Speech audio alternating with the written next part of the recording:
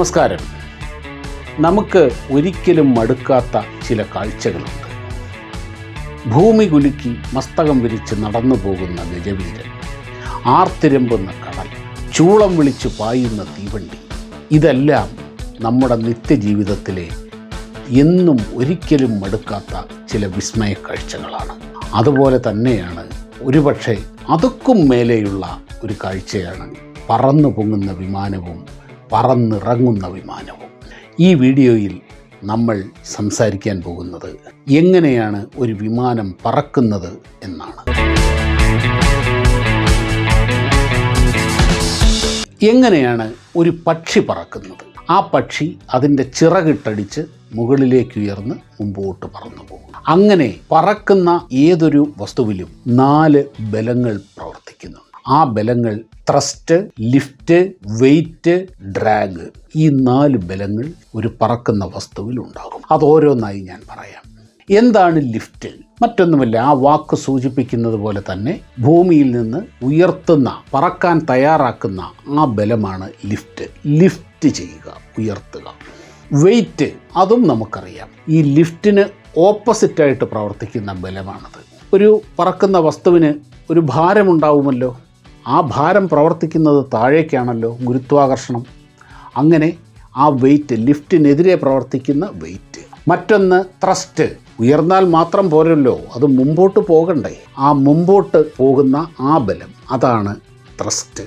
വായുവിലൂടെ മുൻപോട്ട് പോകുമ്പോൾ അതിനെതിരെയും ഒരു ബലം പ്രവർത്തിക്കുന്നുണ്ടല്ലോ. വായുവിൻ്റെ പ്രതിരോധം അതിനെതിരെ പ്രവർത്തിക്കുന്നതാണ്. റൺവേയിലൂടെ ഓടുമ്പോൾ റൺവേയുടെ ഫ്രിക്ഷൻ, ഇതെല്ലാം എതിരെ പ്രവർത്തിക്കുന്ന ബലങ്ങളാണ്. അങ്ങനെ പരസ്പരം ഓപ്പോസിറ്റായിട്ടുള്ള 4 ബലങ്ങൾ ബാലൻസ്ഡായി പ്രവർത്തിക്കുമ്പോഴാണ് ഒരു വിമാനം ഉയരുന്നതും പറക്കുന്നതും. അത് എങ്ങനെയെന്ന് പറയാം. ഇതിനടിസ്ഥാനമായിട്ടുള്ളത് എങ്ങനെയാണ് ഒരു വിമാനത്തിന് ഉയർന്നു പൊങ്ങാനുള്ള ബലം അഥവാ ലിഫ്റ്റ് എങ്ങനെ ലഭിക്കും? നാം കണ്ടിട്ടുണ്ട്, വിമാനം ടേക്ക് ഓഫ് ചെയ്യുന്നതിന് മുമ്പ് വളരെ ഉയർന്ന വേഗതയിൽ റൺവേയിലൂടെ ചീറിപ്പോയി. ആ വേഗതയാണ് വിമാനത്തിന് ലിഫ്റ്റ് നൽകുന്നത്. അപ്പോഴൊരു സംശയം തോന്നിയേക്കാം, 300 കിലോമീറ്ററിലും 400-ഉം 450-ഉം എന്തിന് 600 കിലോമീറ്റർ വരെ വേഗതയിൽ പോകുന്ന ട്രെയിനുകൾ ഈ ലോകത്തുണ്ട്. അവയൊന്നും ഈ വേഗത കൊണ്ട് പറക്കുന്നില്ലല്ലോ, മുകളിലേക്ക് ഉയരുന്നില്ലല്ലോ. അപ്പോൾ 350 കിലോമീറ്റർ വേഗതയുള്ള ഈ ഭാരമേറിയ വിമാനം എങ്ങനെയാണ് ഉയരുന്നത്? ന്യായമായ ചോദ്യമാണ്. അവിടെയാണ് എങ്ങനെയാണ് വിമാനത്തിന് ലിഫ്റ്റ് ലഭിക്കുന്നത് എന്ന് നമുക്ക് നോക്കാം. ബെർണോളീസ് പ്രിൻസിപ്പിൾ എന്ന ഒരു ശാസ്ത്ര തത്വമുണ്ട്, ഒരു ഫിസിക്കൽ പ്രോപ്പർട്ടി ഉണ്ട്. 18-ാം നൂറ്റാണ്ടിൽ ജീവിച്ചിരുന്ന ബെർണോളി എന്ന ശാസ്ത്രജ്ഞനാണ് ആ പ്രിൻസിപ്പിൾ ആവിഷ്കരിച്ചത്. അതുകൊണ്ടാണ് അതിന് ബെർണോളീസ് പ്രിൻസിപ്പിൾ എന്നുള്ള പേര് വന്നത്. ഒരു ഫ്ലൂയിഡ്, അത് എയർ ആയിക്കോട്ടെ, ലിക്വിഡ് ആയിക്കോട്ടെ, എന്തുമായിക്കോട്ടെ, അത് ഒഴുകുന്ന ഒരു ഫ്ലൂയിഡിന് ആ ഫ്ലൂയിഡിൻ്റെ വേഗത കൂടുമ്പോൾ അതിന് ചുറ്റുമുള്ള പ്രഷർ കുറയും, മർദ്ദം കുറയുന്നു. ഇതാണ് ബെർണോളീസ് പ്രിൻസിപ്പിൾ. ഇത് സാധൂകരിക്കുന്ന പല പരീക്ഷണങ്ങളുമുണ്ട്. നമുക്ക് നമ്മുടെ നിത്യജീവിതത്തിൽ തന്നെ നമുക്ക് അത് പരീക്ഷിച്ചറിയാവുന്ന കാര്യമേ ഉള്ളൂ. ഈ കാണിക്കുന്ന ഒരു വീഡിയോ നോക്കൂ നിങ്ങൾ. അതിൽ ശക്തമായ വായുപ്രവാഹം പുറത്തേക്ക് പോകുന്ന ആ ബ്ലോവറിൻ്റെ മുകളിൽ അവിടെ ആ ബോള് എങ്ങനെയാണ് തങ്ങി നിൽക്കുന്നത്? അതിൻ്റെ കാരണം വളരെ ലളിതമാണ്. ഈ ശക്തമായ കാറ്റ്, ആ എയർ പോകുമ്പോൾ അതിന് ചുറ്റുമുള്ള മർദ്ദം കുറയുകയാണ്. ആ കുറഞ്ഞ മർദ്ദത്തിലേക്ക് കൂടിയ മർദ്ദം ഉള്ളിടത്തു നിന്ന് ഒരു പ്രഷർ വരും. ആ വരുന്ന പ്രഷറാണ് ആ ബോളിനെ തെറിച്ചു പോകാതെ ആ കാറ്റിൽ തങ്ങി നിർത്തുന്നത്. നമ്മളൊക്കെ ചിലപ്പോൾ കൊച്ചിലെ നമ്മൾ രസകരമായി പരീക്ഷിച്ചിട്ടുള്ളതാണ്. ഒരു മുത്ത് ഇങ്ങനെ ചുണ്ടിലിങ്ങനെ വെച്ചിട്ട് ഇങ്ങനെ ഊതുമ്പോൾ അതിങ്ങനെ എയറിലിങ്ങനെ തത്തിക്കളിച്ച് നിൽക്കും. എന്തുകൊണ്ടാണത് തെറിച്ചു പോകാത്തത്? അതിൻ്റെ തെറിച്ചു പോകാത്തതിൻ്റെ കാരണം ആ ശക്തമായ ആ കാറ്റിൽ ആ ബോളിന് ചുറ്റുമുള്ള പ്രഷർ കുറയുകയും അതിന് ചുറ്റുമുള്ള വായുവിലെ പ്രഷർ കൂടുതലായിരിക്കുകയും അതിനെ അവിടെ ചേർത്ത് നിർത്തുകയുമാണ് ചെയ്യുന്നത്. ഇതാണ് അടിസ്ഥാനപരമായി ബെർണോളീസ് പ്രിൻസിപ്പിൾ. ഈ ബെർണോളീസ് പ്രിൻസിപ്പിൾ തന്നെയാണ് ഒരു വിമാനത്തിന് ലിഫ്റ്റ് ലഭിക്കാൻ വേണ്ടി ഉപയോഗിക്കുന്നത്. ഈ വീഡിയോ നിങ്ങൾ നോക്കൂ. റൺവേയിലൂടെ അതിവേഗം പായുന്ന ഒരു വിമാനത്തിന് എങ്ങനെയാണ് മുകളിലേക്ക് ഉയരാൻ ആവശ്യമായ ലിഫ്റ്റ് ലഭിക്കുക എന്നുള്ളതാണല്ലോ ചോദ്യം.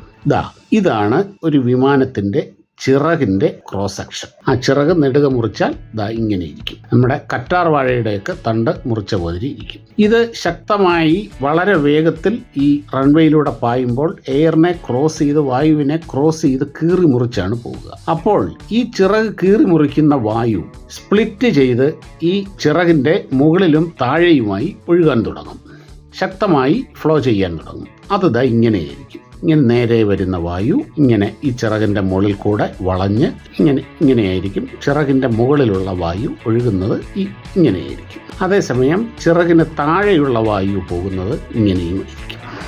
സ്ട്രെയിറ്റ് ആയിട്ടായിരിക്കും, അത് വളയുന്നില്ല.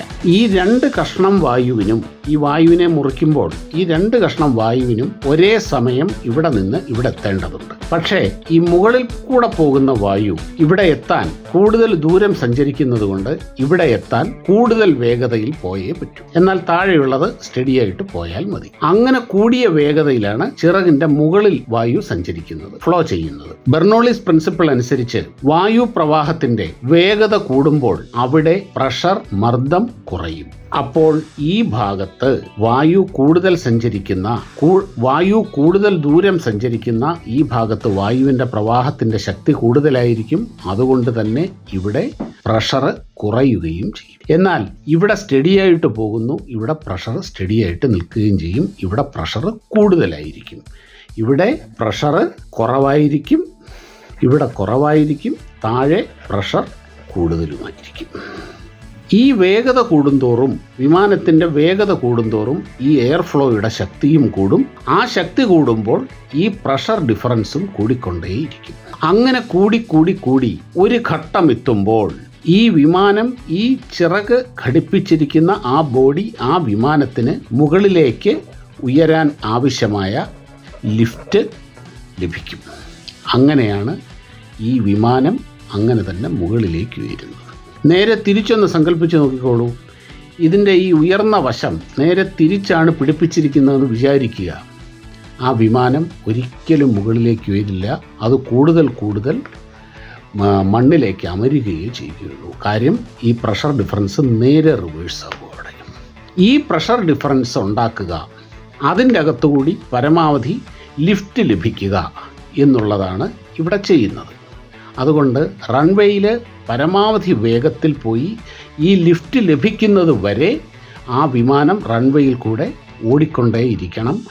ആ ഓടിക്കൊണ്ടിരുന്ന് ആ ലിഫ്റ്റ് ലഭിക്കുന്ന ഘട്ടത്തിലാണ് വിമാനത്തിനെ പൈലറ്റ് മുകളിലേക്ക് ഉയർത്തുന്നത്. വലിയ വിമാനങ്ങൾക്കാണെങ്കിൽ, ഭാരം കൂടിയ വിമാനങ്ങൾക്കാണെങ്കിൽ അത് കൂടുതൽ ദൂരം വേണ്ടിവരും. ചെറിയ വിമാനങ്ങൾക്കാണെങ്കിൽ അത്രയും ദൂരം വേണ്ടി വരില്ല. കാര്യം ഇതിൻ്റെ താഴോട്ടൊരു ബലം പ്രവർത്തിക്കുന്നുണ്ടല്ലോ. വെയിറ്റ്, വിമാനത്തിൻ്റെ വെയിറ്റ് എന്ന് പറയുന്നത്, ഈ വെയിറ്റിനേക്കാൾ അധികമായിരിക്കണം ലിഫ്റ്റ്, എങ്കിലേ വിമാനം ഉയരുകയുള്ളൂ. എന്നാൽ ഈ ചെറിയ വിമാനങ്ങൾക്ക് വെയിറ്റ് കുറവായതുകൊണ്ട് തന്നെ ആവശ്യത്തിനുള്ള ലിഫ്റ്റും കുറച്ചു മതി. അപ്പോൾ കുറച്ച് ലിഫ്റ്റ് ജനറേറ്റ് ചെയ്യാൻ കുറച്ച് പ്രഷർ മതി. ആ കുറച്ച് പ്രഷർ ഉണ്ടാക്കാൻ കുറച്ച് ദൂരം ഓടിയാൽ മതി. എന്നാൽ വലിയ വിമാനങ്ങൾക്ക് അങ്ങനെയല്ല. എല്ലാ പറക്കുന്ന വസ്തുക്കൾക്കും ആവശ്യമാണ് ഈ പറയുന്ന ലിഫ്റ്റ് എന്ന് പറയുന്ന സംഭവം. ഈ വിമാനങ്ങളിൽ, ഫിക്സഡ് വിങ് വിമാനങ്ങളിൽ ഇങ്ങനെയാണ് അതിൻ്റെ ലിഫ്റ്റ് വർക്ക് ചെയ്യുന്നത്. അതുകൊണ്ട് വിമാനത്തിന് ലിഫ്റ്റ് നൽകുന്നത് പ്രധാനമായും അതിൻ്റെ വേഗത തന്നെയാണ്. ഇപ്പോൾ മനസ്സിലായില്ലേ എങ്ങനെയാണ് ഒരു വിമാനത്തിന് ലിഫ്റ്റ് ലഭിക്കുന്നത് എന്ന്? അടുത്തത് അതിൻ്റെ ത്രസ്റ്റാണ്. ത്രസ്റ്റ് എന്ന് പറഞ്ഞാൽ അതിന് മുമ്പോട്ടുള്ള പോകാനുള്ള ബലം. ലിഫ്റ്റ് ലഭിക്കാൻ വേണ്ടി വിമാനം അതിവേഗതയിൽ തന്നെ പോകണമല്ലോ. അതിവേഗതയിൽ പോകണമെങ്കിൽ ഒരു എൻജിൻ പ്രവർത്തിക്കണമല്ലോ. അതൊരു പ്രൊപ്പല്ലറാകാം, അല്ലെങ്കിൽ ഒരു ജെറ്റ് എൻജിനാകാം. ഇതേ എൻജിൻ തന്നെയാണ് അതിന് മുമ്പോട്ട് പോകാനുള്ള ത്രസ്റ്റ് നൽകുന്നത്. ആ ത്രസ്റ്റ് ഈ ബെർണോളീസ് പ്രിൻസിപ്പിൾ അനുസരിച്ച് ആ പ്രഷർ ഡിഫറൻസ് നിലനിർത്താൻ ആവശ്യമായ രീതിയിൽ തന്നെയായിരിക്കും. അതാണ് വിമാനത്തിന് കൊടുക്കുന്ന ത്രസ്റ്റ്. ആ ത്രസ്റ്റ് അങ്ങനെയാണ് ലഭിക്കുന്നത്. സ്വാഭാവികമായും വിമാനത്തിനൊരു ഭാരമുണ്ട്. വലിയ വിമാനങ്ങൾക്ക് വലിയ ഭാരമുണ്ട്. അത് താഴേക്ക് വരും. ആ താഴേക്ക് പ്രവർത്തിക്കുന്ന വെയ്റ്റിന് ഓപ്പോസിറ്റായിട്ടാണ് ഈ ലിഫ്റ്റ് പ്രവർത്തിക്കുന്നത്. അതുപോലെ തന്നെ മുമ്പോട്ട് പോകുന്ന ത്രസ്റ്റിന് എഗൻസ്റ്റായിട്ട് എതിരെയാണ് ഡ്രാഗ് എന്നത് പ്രവർത്തിക്കുന്നത്. ആ ഡ്രാഗ് എന്നത് വായുവിൻ്റെ പ്രതിരോധമാണ്. ആ വായുവിൻ്റെ പ്രതിരോധത്തിനെ എങ്ങനെയാണ് ഒരു വിമാനം മറികടക്കുന്നത്? അത് അതിൻ്റെ എയറോഡൈനാമിക് ഷേപ്പിൽ കൂടെയാണ്. കണ്ടില്ലേ, അതിൻ്റെ അറ്റമൊക്കെ ചുണ്ടൊക്കെ കൂർത്ത് കഴിയുന്നത്ര വായുവിനെ ഇങ്ങനെ പിടിച്ചു നിർത്തുന്ന രീതിയിലുള്ള ഷേപ്പുകളൊന്നുമില്ല. അങ്ങനെ ആ രീതിയിലാണ്, അതിനാണ് എയറോഡൈനാമിക് ഷേപ്പ് എന്ന് പറയുക. വേഗത്തിൽ പോകുന്ന ഏതൊരു വസ്തുവിനും ഒരു എയറോഡൈനാമിക് ഷേപ്പ് ഉണ്ടാകണം. ഈവൻ നമ്മൾ ഓടിക്കുന്ന കാറുകൾക്ക് വരെയുള്ളത് എയറോഡൈനാമിക് ഷേപ്പാണത്. ഇങ്ങനെയല്ല ഒഴുകിയിറങ്ങുന്ന ഒരു രൂപമാണ് കാറിനുള്ളത്. അതുപോലെ വേഗതയിൽ പോകുന്ന തീവണ്ടികൾക്ക്, ട്രെയിനുകൾക്ക് അതിനും ഉള്ളത് എയറോഡൈനാമിക് ഷേപ്പാണ്. മുമ്പിൽ തിരിച്ചരിഞ്ഞ് എയറിനെ നേരിട്ട് കട്ട് ചെയ്യാതെ അത് തട്ടി ഒഴിഞ്ഞു പോകുന്ന രീതിയിൽ. ഈ 4 ബലങ്ങൾ കൃത്യമായ ബാലൻസോടുകൂടി പ്രവർത്തിക്കുമ്പോഴാണ് ഒരു വിമാനം പറക്കുന്നത്. അതിലേറ്റവും പ്രധാനം വിമാനത്തിന് കൊടുക്കുന്ന ആ ഉയരാൻ വേണ്ട ലിഫ്റ്റ് എങ്ങനെ ലഭിക്കുന്നു എന്നത് തന്നെയാണ് ഇതിലെ ഏറ്റവും പ്രധാനം. ത്രസ്റ്റ് എങ്ങനെയാണ്? എഞ്ചിനാണ് കൊടുക്കുന്നത്. ആ എഞ്ചിൻ തന്നെയാണ്, ആ എഞ്ചിൻ കൊടുക്കുന്ന ആ വേഗത കൊണ്ടാണ് അതിന് ലിഫ്റ്റും ലഭിക്കുന്നത്. അപ്പോൾ ഇവിടെ ന്യായമായ മറ്റൊരു സംശയം വരും. അപ്പോഴെങ്ങനെയാണ് ഈ ഹെലികോപ്റ്റർ ഉയരുന്നത്? എന്തായാലും ഒരു ലിഫ്റ്റ് അതിന് ലഭിക്കണമല്ലോ. വിമാനത്തിന് വളരെ സ്പീഡിൽ പോയി അതിൻ്റെ ചിറകുകളിൽ ബെർണോളിസ് പ്രിൻസിപ്പിൾ പ്രകാരം ഉണ്ടാകുന്ന ആ പ്രഷർ ഡിഫറൻസ് കാരണമാണ് ലിഫ്റ്റ് ലഭിക്കുന്നത്. പക്ഷേ ഹെലികോപ്റ്റർ വേഗതയിൽ പോകുന്നില്ല. അത് നിന്ന നിപ്പിൽ ഉയരുകയും നിന്ന നിപ്പിൽ താഴോട്ട് വരികയും ഒക്കെ ചെയ്യുന്നുണ്ട്. അപ്പോൾ അതിന് എവിടെ നിന്ന് കിട്ടുന്നു ഈ ലിഫ്റ്റ്? ഒരു ലിഫ്റ്റ് ഇല്ലാതെ ഇത് ഉയരുകയുമില്ലല്ലോ. അതിനാണ് ഹെലികോപ്റ്ററിൻ്റെ പ്രൊപ്പല്ലർ പ്രവർത്തിക്കുന്നത്. അതിൻ്റെ മുതുകത്തെ അതിവേഗതയിൽ കറങ്ങുന്ന ആ പ്രൊപ്പല്ലർ മുകളിലുള്ള വായുവിനെ വളരെ ശക്തമായി താഴേക്ക് വലിക്കുകയാണ്. അങ്ങനെ വലിച്ച് ഒരു ഘട്ടം എത്തുമ്പോൾ ആ പ്രൊപ്പല്ലറിന് താഴെയുള്ള വായുവിൻ്റെ മർദ്ദം, പ്രഷർ മുകളിലുള്ള വായുവിൻ്റെ പ്രഷറിനേക്കാൾ വളരെ കൂടുതലാകും. ആ ഒരു ക്രിട്ടിക്കൽ പോയിൻ്റ് കടക്കുമ്പോൾ ഈ ഹെലികോപ്റ്ററിനെ, ആ പ്രൊപ്പല്ലർ ഘടിപ്പിച്ചിരിക്കുന്ന ആ ഹെലികോപ്റ്റർ ബോഡിയെ ഒന്നാകെ ഉയർത്താനുള്ള ഒരു ലിഫ്റ്റ് ഈ പ്രഷർ ഡിഫറൻസിലൂടെ ലഭിക്കുകയും ചെയ്യും. അതുകൊണ്ടാണ് വിമാനത്തിൻ്റെ ചിറകുകൾ ഫിക്സ്ഡാണ്. അത് അനങ്ങില്ല. അതിൽ സ്പോയിലറുകളൊക്കെ ഉണ്ട് എങ്കിൽ പോലും അത് ഫിക്സ്ഡാണ്. ഫിക്സ്ഡ് വിങ് എയർക്രാഫ്റ്റുകൾ അവർക്ക് പറന്ന് പൊങ്ങണമെങ്കിലും പറന്ന് ഇറങ്ങണമെങ്കിലും റൺവേ ആവശ്യമാണ്. അതിന് വളരെ വേഗതയിൽ പോകേണ്ടതുണ്ട്. അതൊക്കെ ഒരു ഫിക്സ്ഡ് വിങ് എയർക്രാഫ്റ്റിന് ആവശ്യമാണ്. എന്നാൽ ഹെലികോപ്റ്റർ ഒരു ഫിക്സ്ഡ് വിങ് അല്ല. അതിൻ്റെ ചിറകുകൾ എന്ന് പറയുന്നത് ഈ പ്രൊപ്പല്ലർ തന്നെയാണ്. അത് ഫിക്സ്ഡ് അല്ല. ഒരു തുമ്പി പറക്കുന്നത് പോലെയാണ് ഒരു ഹെലികോപ്റ്റർ പറക്കുന്നത്. ഒരു തുമ്പിയുടെ ചിറകുകൾ പോലെ എന്ന് വേണമെങ്കിൽ നമുക്കതിനെ പറയാം. അതുകൊണ്ടാണ് കണ്ടിട്ടില്ലേ, തുമ്പിയൊക്കെ ഇങ്ങനെ പറന്ന് നിൽക്കും ഒരിടത്ത്, അത് മുമ്പോട്ട് പോകും. അപ്പോൾ എങ്ങനെ വേണമെങ്കിൽ അതിന് മൂവ് ചെയ്യാൻ പറ്റും. അതിനൊരുപാട് ഫ്ലെക്സിബിലിറ്റി ഉണ്ട്. അതിൻ്റേതായ ന്യൂനതകളുമുണ്ട്. ന്യൂനതകൾ എന്താണെന്ന് വെച്ച് കഴിഞ്ഞാൽ പ്രധാനമായി തന്നെ അതിന് ഒരു വിമാനം ഫിക്സ്ഡ് വിങ് ആയിട്ടുള്ള എയർക്രാഫ്റ്റ് പോകുന്ന ആ ഒരു വേഗത ഒരിക്കലും ഒരു ഹെലികോപ്റ്ററിന് ലഭിക്കില്ല. പിന്നെ വളരെ ദൂരം പോകാൻ ഹെലികോപ്റ്ററിന് കഴിയില്ല. 15, 16, 17 മണിക്കൂറുകളൊക്കെ നിർത്താതെ പറക്കുന്നതാണ് ഇപ്പോഴുള്ള സാമാന്യം വലിയ വിമാനങ്ങളല്ല. എന്നാൽ ഒരു ഹെലികോപ്റ്ററിന് ഒരു 2-3 മണിക്കൂറിൽ കൂടുതൽ തുടർച്ചയായി പറക്കാൻ ആവില്ല. അതുപോലെ അത് പറക്കുന്ന ഉയരം, ആ ഉയരവും വ്യത്യാസമുണ്ട്. ഒരു സാമാന്യം വലിപ്പമുള്ള വലിയ വിമാനങ്ങളൊക്കെ 30,000, 40,000 അടി, ഏകദേശം 10 കിലോമീറ്റർ ഉയരത്തിലാണ് പറക്കുന്നത് എങ്കിൽ ഒരു ഹെലികോപ്റ്ററിന് ഒരു 3,000, 4,000 അടിക്കപ്പുറമുള്ള ഉയരത്തിലേക്ക് ഒരു ഹെലികോപ്റ്ററിന് പറക്കാനാവില്ല. കാര്യം അതിന് വായുവിൻ്റെ സാന്ദ്രത കൂടുതലുള്ള സ്ഥലം ആവശ്യമാണ്. പൂർണ്ണമായും വായുവിനെ ഡിപ്പെൻഡ് ചെയ്തിട്ടാണ്, ആ വായുവിൻ്റെ ബലത്തിനെയും ഡിപ്പെൻഡ് ചെയ്തിട്ടാണ് ഹെലികോപ്റ്റർ പറക്കുന്നത്. അതുകൊണ്ട് തന്നെ വായു കൂടുതലുള്ളിടത്തെ അതിന് പറക്കാനും പറ്റുകയുള്ളൂ. എന്നാൽ അതിൻ്റെ ഗുണങ്ങളുണ്ട്. എവിടെ വേണമെങ്കിൽ ഇറക്കാം. ഒരു പ്ലെയിനായിട്ട് കുറച്ചൊരു സ്ഥലം കിട്ടിയാൽ മതി, അവിടെ കൊണ്ടിറക്കാം, നിന്ന നിപ്പിലിറക്കാം, ഉയർത്താം. അങ്ങനെയൊക്കെ ഒരുപാട് ഗുണങ്ങൾ ഹെലികോപ്റ്ററിനുണ്ട്. നമ്മുടെ പ്രകൃതി ദുരന്തങ്ങളും വെള്ളപ്പൊക്കവും ഒക്കെ ഉണ്ടാകുമ്പോൾ വിമാനം കൊണ്ട് ഒരു കാര്യവുമില്ല. അവിടെ നമ്മെ സഹായിക്കുന്നത് ഹെലികോപ്റ്ററുകൾ മാത്രമേ ഉള്ളൂ. ഏതിടുക്കിലും ഏതിടുങ്ങിലും അതിനെ കൊണ്ട് നിർത്താൻ പറ്റും. വായുവിലൊക്കെ ഇങ്ങനെ നേരെ നിർത്തി ആളെ ഇറക്കാനും ഉയർത്താനും ഒക്കെ കഴിയും. അതൊരിക്കലും വിമാനങ്ങൾക്ക് ചെയ്യാൻ കഴിയില്ല. വിമാനങ്ങൾ പറന്നുകൊണ്ടേയിരിക്കണം. വേഗത കുറഞ്ഞു പോയാൽ ആ സാധനം താഴെ വീഴും. എന്നാൽ ഹെലികോപ്റ്ററിന് ആ പ്രശ്നമില്ല. അതുകൊണ്ട് ഈ രണ്ട് പറക്കും യന്ത്രങ്ങൾക്കും അതിൻ്റേതായ ഉപയോഗങ്ങളുണ്ട്, അതിൻ്റേതായ ഗുണങ്ങളുണ്ട്, അതിൻ്റേതായ പോരായ്മകളുമുണ്ട്. അപ്പോൾ എങ്ങനെയാണ് ഒരു വിമാനം പറക്കുന്നത് എന്ന് കഴിയുന്നത്ര ലളിതമായിട്ട് വിശദീകരിക്കാൻ ശ്രമിച്ചിട്ടുണ്ട്. എല്ലാവർക്കും വീഡിയോ ഇഷ്ടമായി കാണും എന്ന് വിചാരിക്കുന്നു. നമസ്കാരം.